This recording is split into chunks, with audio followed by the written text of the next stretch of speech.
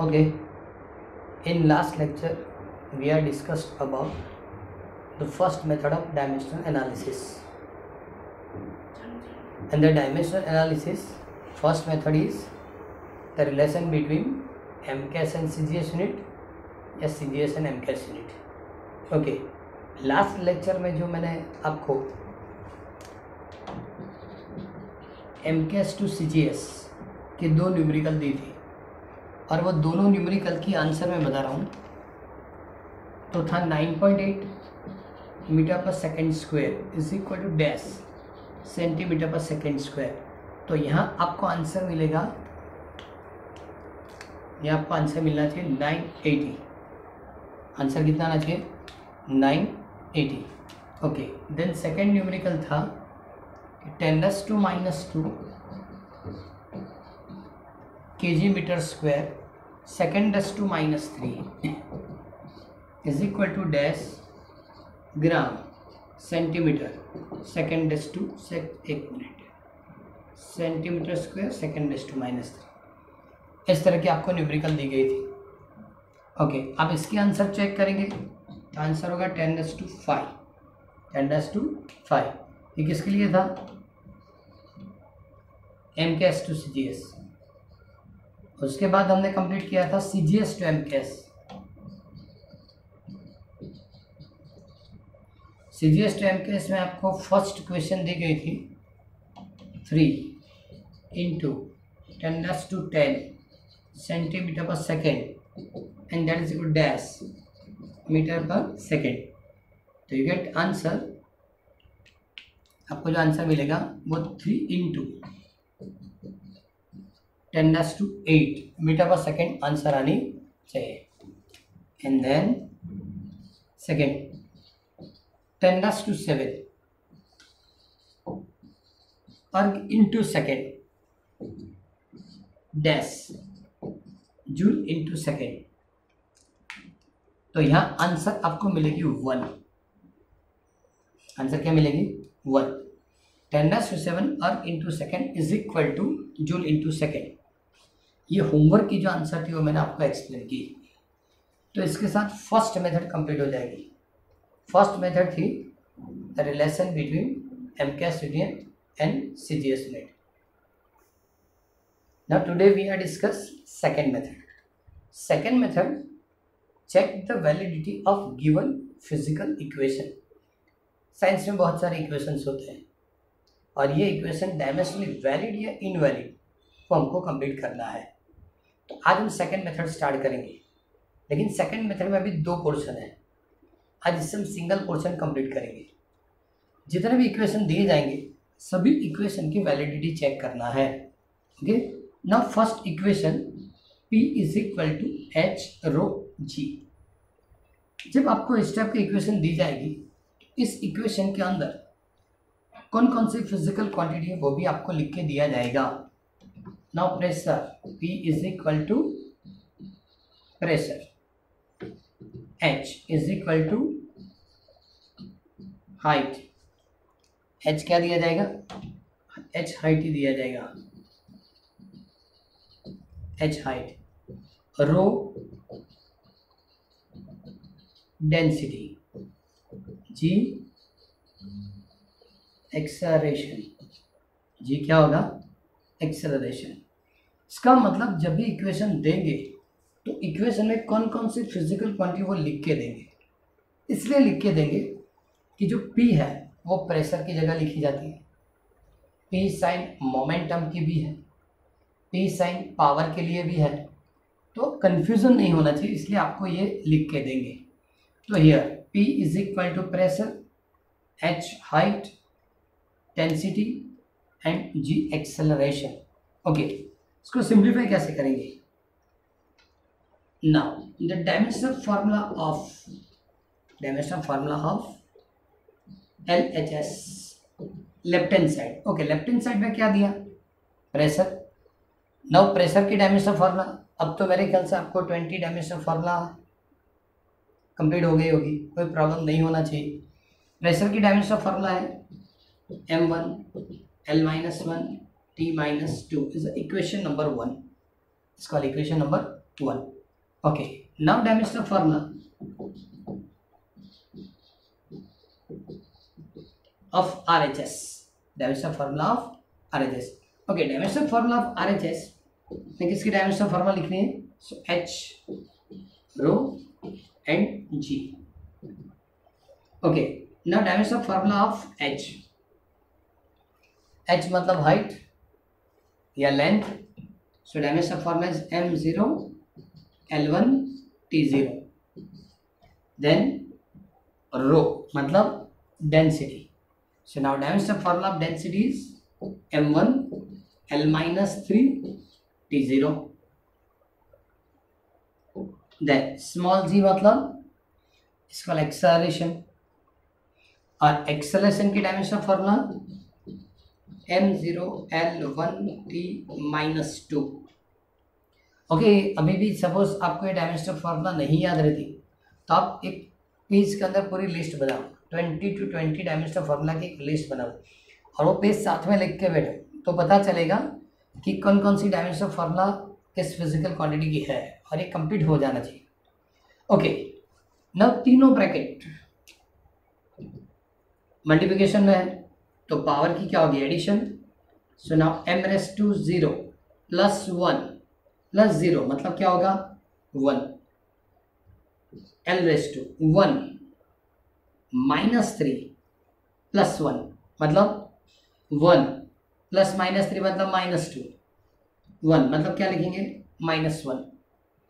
t raise to 0 t raise to 0 t raise to minus 2. तो एक होगा second. So now from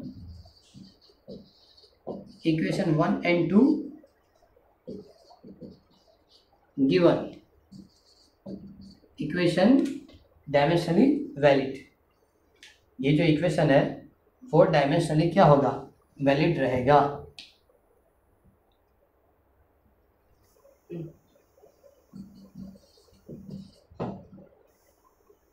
now second, first हमने decide अभी complete किया P is equal to H rho G था, pressure की formula थी और वो हुई डायमेंशनली वैलिड. कैसे पता चलेगा? तो दोनों side, left hand side right hand side की डायमेंशनल फार्मूला इक्वल आनी चाहिए. दोनों साइड की डायमेंशनल फार्मूला इक्वल में, दोनों साइड की डायमेंशनल फार्मूला इक्वल होती है मतलब वो डायमेंशनली वैलिड है. ओके, नाउ और F is equal to m a s upon t. m a s upon t. Okay, now F is equal to force, m is equal to mass, a is equal to acceleration,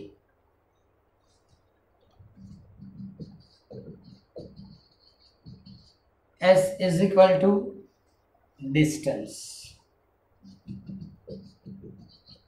t is equal to time. तो formula के अंदर F is equal to M A S upon T. F मतलब force, m mass, a acceleration, s distance and t time. Check करना है is it dimensionally valid या invalid. Okay, सबसे पहले the dimensional formula of LHS is equal to force की dimensional formula. Okay ना, force की dimensional formula क्या होगी? So m1 l1 t minus 2. इसका इक्वेशन नंबर 1. इसका equation number 1. Second step, dimensional formula of RHS. Dimensional formula of RHS. Okay, dimensional formula of RHS के अंदर m a s upon t. Okay, now dimensional formula of mass क्या लिखेंगे? m1 l0 t0 mass के लिए. Okay, now acceleration m0 l1 t minus 2. ना s मतलब distance m0 l1 t 0. Then divide by time. So time की dimension formula m0 L0 t⁻1। Okay, सबसे पहले numerator की जो मल्टीप्लिकेशन वो कंप्लीट करेंगे, सबके लिए पावर ऐड करना पड़ेगा। सो m⁻1 0 0 मतलब क्या होगा 1, l⁻0 1 1 मतलब क्या होगा 2, and therefore t⁻0 t⁻−2 t⁻0 so t⁻−2 upon m0 L0 t⁻1. Okay, now ratio is m1 L2 t-3, ये ऊपर जाएगा तो माइनस, इस वाली इक्वेशन नंबर 2। ओके, नाउ फर्स्ट इक्वेशन के लिए हम कंप्लीट करते क्या होगा, dimension formula of LHS is 1 1 -2 m1 L1 t-2 is equation number 1। लेकिन राइट हैंड साइड की डायमेंशन फॉर्मूला आती है m1 L2 t-3, मतलब इक्वेशन 1 और 2 इक्वल नहीं होते, और इक्वेशन 1 और 2 इक्वल नहीं होते मतलब लेफ्ट हैंड साइड और राइट हैंड साइड इक्वल नहीं है। तो क्या लिखेंगे, LHS is not equal to RHS and therefore from 1 and 2 given equation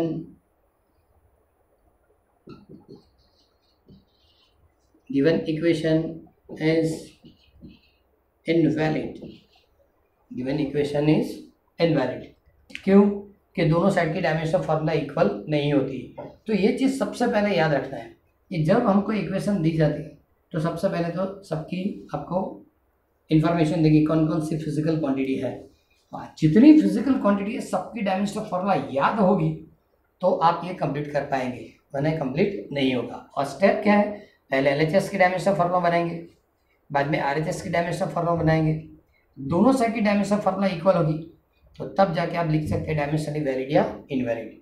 okay, एक चीज़ और पूछ रहा हूँ कि सपोज सेकंड इक्वेशन हमको मिला m1 L2 t-3, तो पता चला कि किसकी डायमेंशन फॉर्मूला होगी, तो ये पावर की डायमेंशन फॉर्मूला है। इसका मतलब ये जो फॉर्मूला हमने लिखी है वो पावर की है, और ये क्या है फोर्स, मतलब दोनों इक्वल नहीं हो सकते। Okay, now third question, F is equal to mv² upon r। Again F is equal to force, m is equal to mass, v मतलब वेलोसिटी, एंड r क्या लिखेंगे रेडियस, r रेडियस। ओके, अब ये check करेंगे कि dimensionally valid या invalid. Okay, सबसे पहले तो प्रॉपरली इक्वेशन पढ़ना है। F is equal to mv² upon r, F मतलब force, m mass, v velocity and r radius. क्यों कि v है वेलोसिटी के लिए भी यूज होता है, v वॉल्यूम के लिए भी होगा, v 10th में आपने इलेक्ट्रिसिटी में पोटेंशियल के लिए भी लिखा होगा, और इसलिए हर फिजिकल क्वांटिटी की जो साइन है वो एग्जैक्टली पता चलनी चाहिए, वरना आप ये रॉन्ग रिप्रेजेंट करेंगे। Okay, now the dimensional formula of LHS and that is equal to again dimensional formula of force की dimensional formula m1 L1 t-2, इसका वाला equation number 1। Now the second step is dimensional formula of RHS, and therefore mv² upon r। Okay, mass की dimensional formula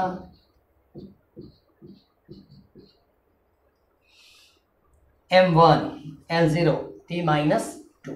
okay, then velocity की dimensional formula m0 L1 t-1 whole square upon radius मतलब distance,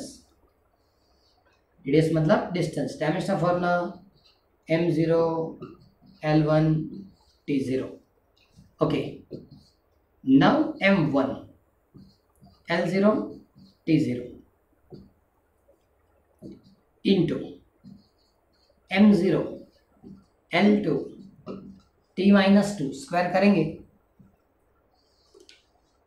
now m0 L1 t0,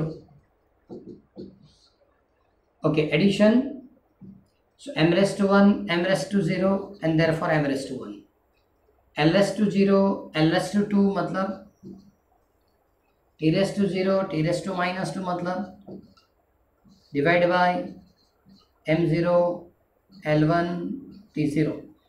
okay, यहीं लिख देते हैं। ये दोनों की सब्ट्रैक्शन में पावर की क्या होगी, m raised to 1। ये दोनों पावर की सब्ट्रैक्शन क्या बताएंगे, l raised to 1, और ये सब्ट्रैक्शन t raised to -2। इसका इक्वेशन नंबर 2। अब चेक करो, इक्वेशन 1 क्या था, सो m1 L1 t-2, equation second also m1 L1 t-2। so now from equation 1 and 2 given equation valid, clear. तो अब तो मेरे ख्याल से पैटर्न आपको पता चल गई होगी। जितने भी इक्वेशन है सबके लिए इस टाइप की कंपैरिजन हम कर सकते हैं। इक्वल हुआ तो वैलिड, इक्वल नहीं हुआ तो हम इसको इनवैलिड बताएंगे। Okay, now fourth question is f into S is equal to 1/2 mv square. अब ये थोड़ा समझना पड़ेगा, f into S is equal to 1/2 mv square minus 1/2 mv0 square. Okay, अब पहले जितने भी न्यूमेरिकल किए वहाँ हमको मल्टीप्लिकेशन था या डिवीजन था, ऐसा कुछ था। फर्स्ट टाइम एडिशन सब्ट्रैक्शन वाली साइन है। तो पहले तो एक चीज़ याद रखो कि सपोज मुझे 1 kg के अंदर 100 ग्राम ऐड करना है। 1 kg के अंदर क्या 100 ग्राम ऐड करना है। सो ना 1 kg प्लस 100 ग्राम ऐसा नहीं लिख सकते, ये गलत मेथड है। क्या करेंगे, 1 kg 100 ग्राम को हम kg में कन्वर्ट करेंगे तो क्या मिलेगा 0.100 kg। So answer is 1.00 kg। Okay, या सेकेंड मेथड क्या है कि हम 1 kg ग्राम में कन्वर्ट करेंगे और इसके अंदर हम 100 ऐड कर देंगे।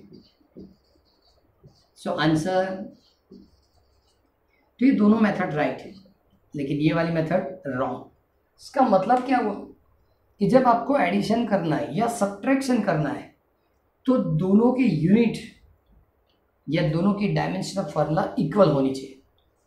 दोनों की यूनिट इक्वल नहीं हुई तो हम ऐड नहीं कर पाएंगे या सब्ट्रैक्ट नहीं कर पाते। मीटर से सेंटीमीटर सब्ट्रैक्ट नहीं होता, मीटर में सेंटीमीटर ऐड भी नहीं होता, लेकिन मीटर में मीटर, जैसे केजी में केजी, ग्राम में ग्राम ऐड किया।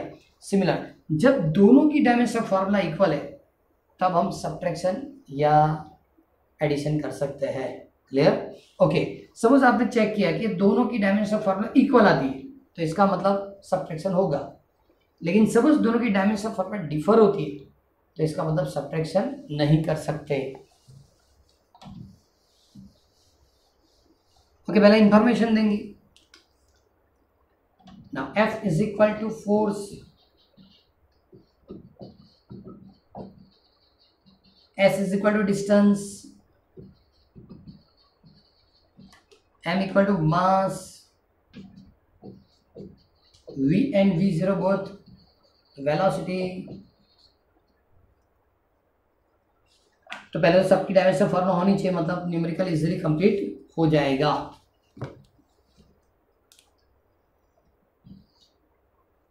ओके, सबसे पहले dimension formula of LHS is equal to F into S।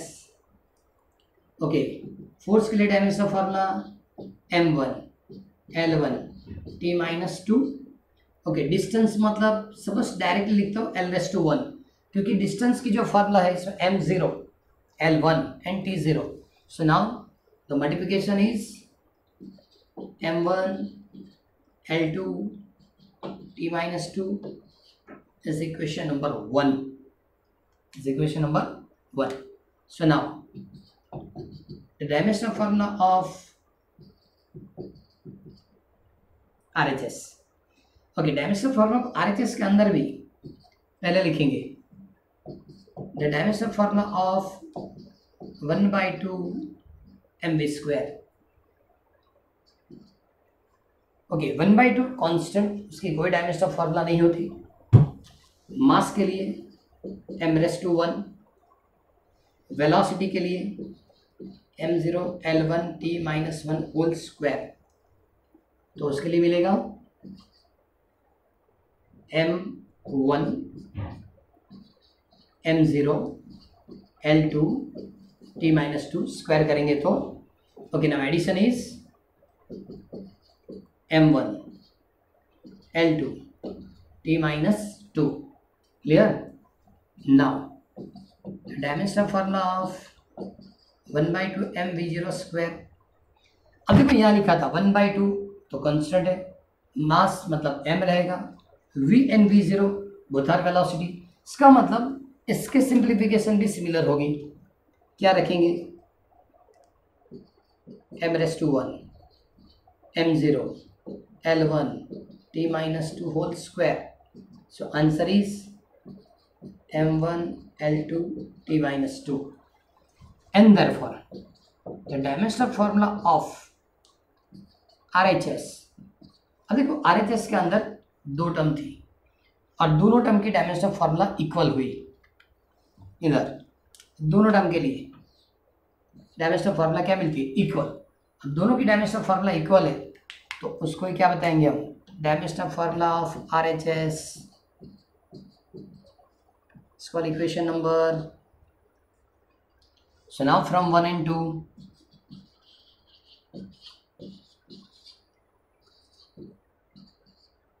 given equation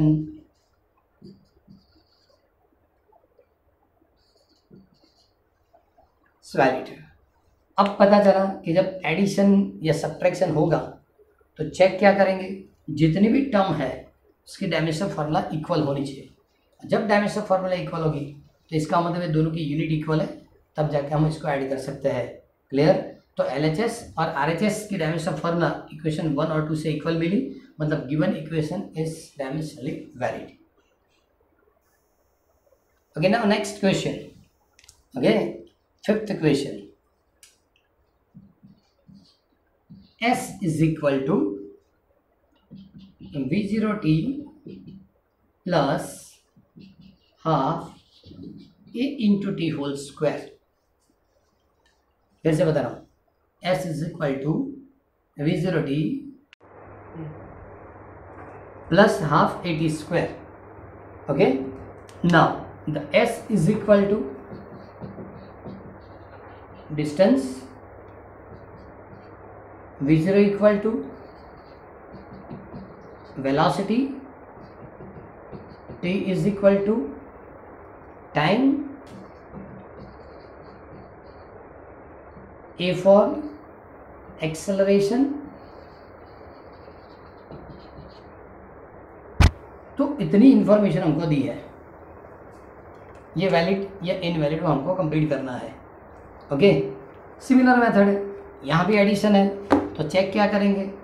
इसकी और इसकी डायमेंशनल फार्मूला हमको इक्वल मिलनी चाहिए. क्लियर? तो सबसे पहले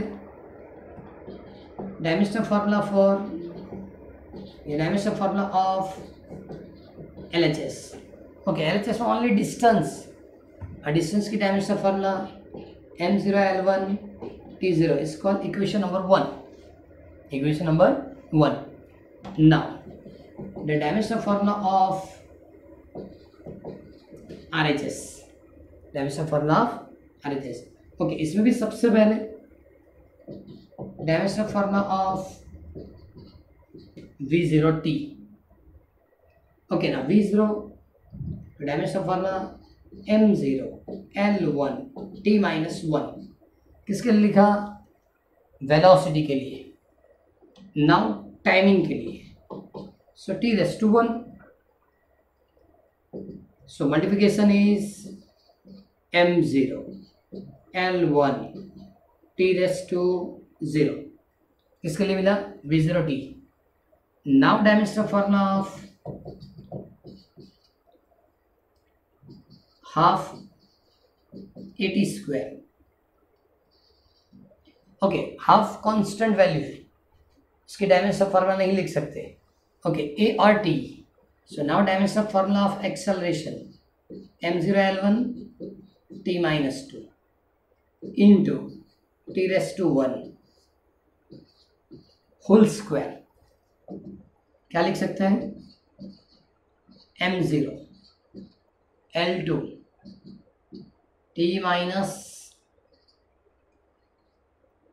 4 इंटू टी रेस्ट टू 2, सबकी स्क्वायर की मैंने मतलब मल्टीप्लिकेशन होगा. So now final formula is m0 l2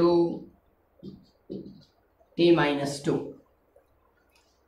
तो आप लिख सकते हैं the dimensional formula of v0t and dimensional formula of 1/2 et square equal नहीं होंगे. इसका मतलब v0t की dimensional formula is not equal two dimensional formula of half et square and therefore given equation is invalid. इसका मतलब क्या हुआ? Comparison करने की जरूरत ही नहीं पड़ेगी. लेफ्ट हैंड साइड के अंदर जो दोनों टर्म है, दोनों टर्म की डायमेंशनल फॉर्मूला इक्वल आती है. ठीक, इसकी जगह डिफर हुई. देखो v0t क्लियर और dimensional formula of half et square दोनों डिफर है. तो लिखा dimensional formula v0t is not equal two dimensional formula of et square, मतलब ये एडिशन पॉसिबल नहीं है और इसलिए ये डायमेंशनली इनवैलिड है. अब आपको एक काम करके देना है मुझे कि ये इक्वेशन आपने आगे वाले स्टैंडर्ड्स में पढ़े हैं, इक्वेशन ऑफ मोशन, इसमें आपने ये कंप्लीट किया है. तो ये सही इक्वेशन क्या है वो मुझे फाइंड करके बताना. इसकी सही इक्वेशन क्या है? ये आपको इनवैलिड मिली, इसका मतलब ये गलत लिखा है. तो इसकी सही इक्वेशन क्या है वो आप मुझे फाइंड करके देंगे. Clear? Okay, now next numerical in the last. आज की जो मेथड थी इसमें लास्ट न्यूमेरिकल. ओके, इसमें लिखा है periodic time t is equal to 2 under root l upon g. Now here t is equal to time l length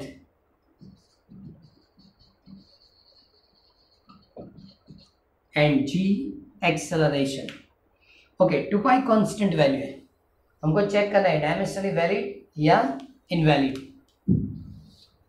सबसे पहले dimensional formula of LHS and that is equal to time की dimensional formula सबसे easy है m0 l0 t raised to 1 इसका equation number 1.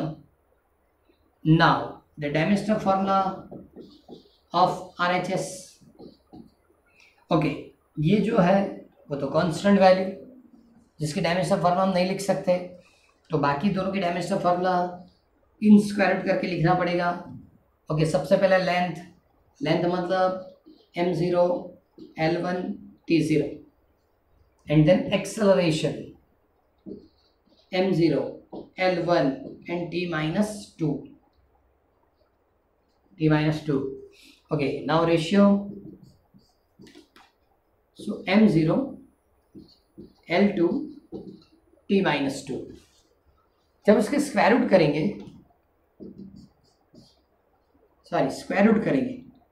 तो answer मिलेगा m0. ये जो मैंने लिखा सही लिखा? फिर से 0 0 0 होना चाहिए, 1 minus 1,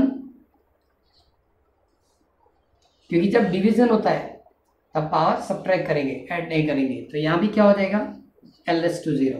ओके, और ये t raised to -1. So equation number 2. Okay, left side के लिए dimensional formula m0 l0 t1, right side के लिए m0 l0 t -1. ये पॉसिबल है? क्यों? गलती हमने यहाँ की है. जब इसको ऊपर ले जाएंगे तो 0 - 2 +2 एंड देयरफॉर आंसर इक्वल हो जाएगा. So from 1 and 2 given equation is valid. तो जो मैंने आज इसमें थोड़ा बहुत प्रॉब्लम बताया वो याद रखना है कि जब हम इसके रेशियो फाइंड करेंगे तो सब कुछ प्लस माइनस नहीं होना चाहिए. क्लियर. तो पहले आज हमने 6 न्यूमेरिकल कंप्लीट किए और मैं 4 ऐसे न्यूमेरिकल लिख रहा हूँ जो आप खुद ट्राई करेंगे, बराबर, और बाद में मुझे बताना हुआ कि नहीं. स्टार्ट करते हैं. ओके, होमवर्क की न्यूमेरिकल इस तरह से है. Number 1, work W is equal to mgh. Okay, इसको क्या बताएंगे? Work m mass, g acceleration, h length. Clear. Second number, v is equal to v0 plus 80. okay, now v and v0 velocity, a acceleration and t time होगा. Clear. Then third,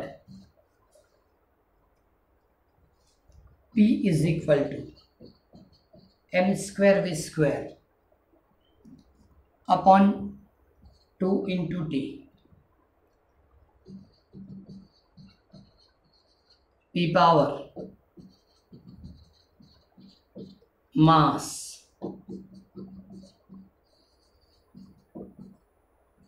velocity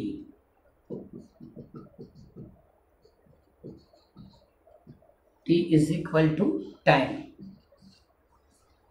And fourth, s is equal to v square minus v0 square upon 2a. इधर से लिखना शुरू कर रहा हूँ. s is equal to distance, v and v0 velocity, a for